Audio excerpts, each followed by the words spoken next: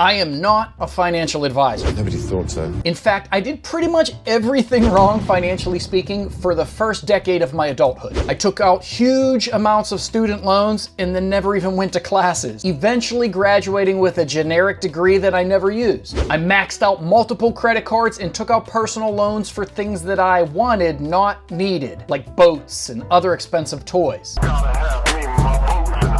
I financed every vehicle I ever owned and rented houses in places that I really couldn't afford. I gladly spent money on things that I was interested in, like hobbies and vacations, and then complained when I didn't have enough money left over to pay my bills. Well then, you're the town dumbass. But then finally, in my late 30s, better late than never, I guess, something finally clicked. I understood the game a little bit better, and I put some steps into place so that I didn't have to wait until I'm 70 to retire and enjoy my life. Within a few years of really focusing and following these next few steps, I was able to quit my job at age 42. Well, good for you. And now I have the exact opposite problem as most people do. I have so much free time on my hands that I struggle to figure out what to do with it. And I'm telling you, it is a much better feeling having that problem rather than feeling like you just don't have enough time to do the things you need to do or want to do. I now sleep in every morning and I really enjoy that first cup of coffee. I sometimes have like an hour or two worth of things that I want to accomplish for the day, but then I have 14 extra hours that I can figure out what to do with. Stop bragging. Nobody cares. So I run errands now when they need done, not when I have time to do them. I cook a lot more for myself, which is actually starting to feel kind of fun, and in my opinion, it's probably way healthier than just ordering food because you have no time to cook healthy meals. I built a cigar lounge in my basement so I can relax down there for a few hours a day, testing and trying out new types of cigars. I go to lunch with my family and friends because I can. Can you please get to the point? Now again, let me reiterate, I am not a financial advisor, so I'm not going to tell you what to do. I'm simply going to show you the exact steps that I took to quit my corporate job at age 42. This better be good. Okay, so step one, I got a job and I took it seriously. What does that even mean? Let me explain a little bit more. Everybody gets a job, right? Everybody works. Most people just go to work and shut off their brains and just figure out ways to get through their 9 to 5. And a lot of people just go to work and shut off their brains and just figure out a way to get through the entire week so that you can get to the weekend. But if you take it seriously, if you take your job seriously and figure out the game. So every job, or most jobs in my opinion, have a game that you can play in order to work your way up the corporate level or work your way up to more money. Your goal is to make some money. You can't become financially independent and retire early without money, unfortunately. Just watch me. So if you're not going to win the lottery and you're not going to have money given to you by your family members, you need to make it. So take your job seriously, figure out the game that you can play in your job to make more money. If you can't figure out what it is, or there is no way to make more money at your current job, start a side hustle, start working a second job, start working a job on the weekends. Give up a little bit of your time and energy while you're young and able to do it in order to decrease the length of time that you have to wait until you're able to retire. So number one, that's what I did. I took my job seriously. I got a corporate job and I actually took it seriously and figured out the game and figured out ways that I could make more money inside of that job so that I can move on to the further steps. So step two, figure out ways to live below your means. You don't need to keep up with the Joneses. You don't need to buy the best vehicles. You don't need to buy the biggest house on the block. You don't need to fill your home with all these expensive things. If you can figure out how to decrease your cost of living and still find happiness, you are going to have a much easier time. If it costs you $300,000 a year to live, you're going to have a very hard time retiring early. You're going to probably have to work for the rest of your life then. Probably through your 70s, you're going to have to work because Social Security and your retirement are probably not going to be enough to keep that lifestyle up. Don't tell me how to live my life. So figure out ways to live below your means. I started making really good money at my company and realizing that I wasn't taking that money and going on fancy vacations. I wasn't taking that money and doing anything differently than what I was doing.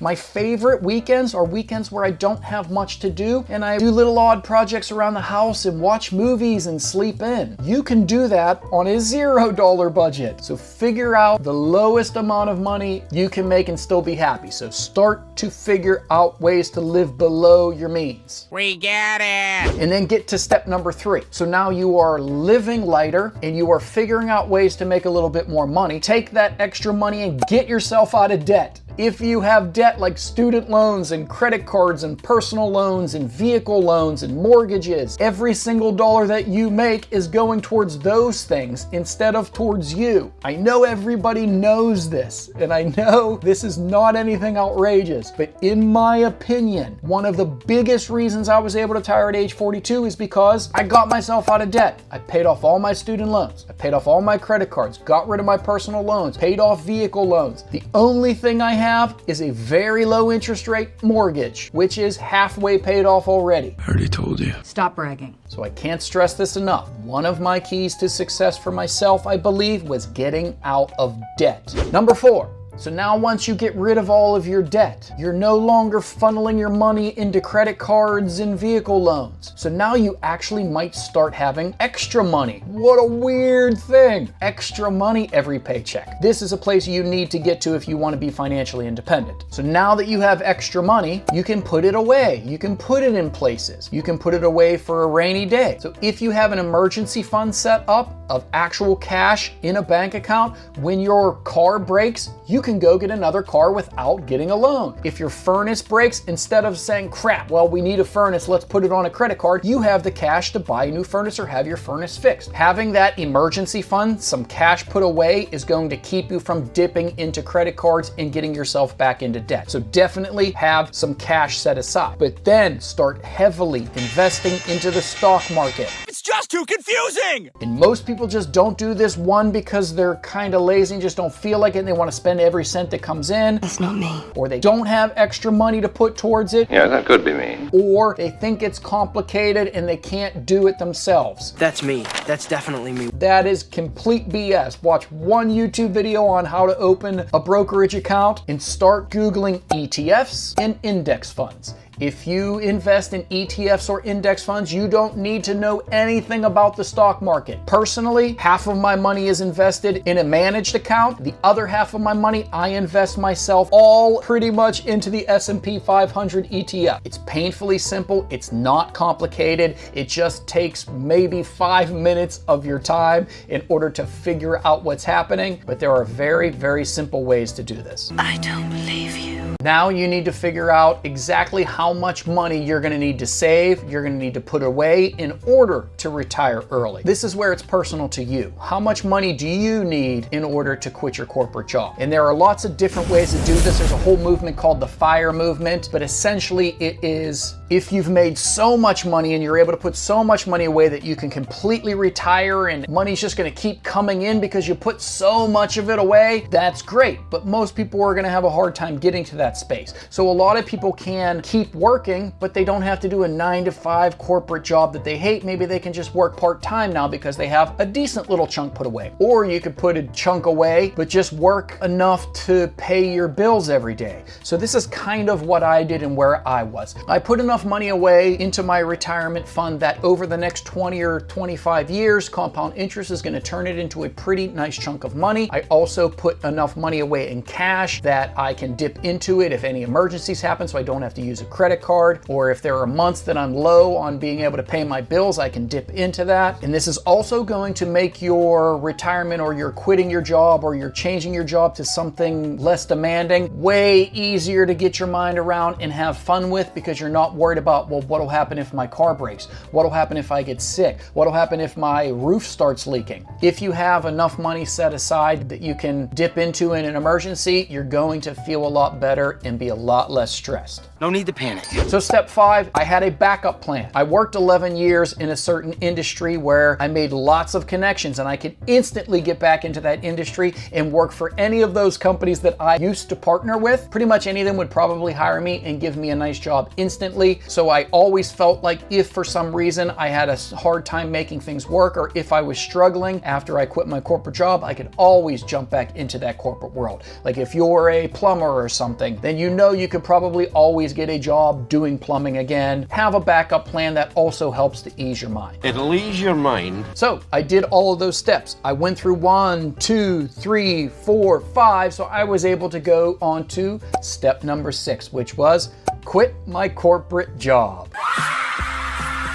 So I'm hoping I don't have to dip into my emergency fund too often or too much. I'm hoping that I don't have to go to my backup plans and get another job in the corporate space, but I can if I need to. And I've figured out ways to live very, very light and still have a very wonderful life. So now all I need to do is simple things like this: talking to a camera an hour or two a day in order to make enough money to pay my bills and to go on vacations and to live the life that I want to live. And I get to do it in my pajamas, in my house, sipping on coffee, and I couldn't be happier and more grateful. You better be. So there you go. I just started focusing on things a little bit harder than I had in my earlier life, and that was able to get me to a place where I was able to make a decision like quitting a lucrative corporate job. And I think if you start taking your finances seriously and you start changing your lifestyle a little bit and making some of these tweaks, that it could potentially help you do something similar. So if you are into this sort of thing, then please do all of those things you're supposed to do to help the channel grow. And I'll see you in the next one. Does anyone else think this is weird?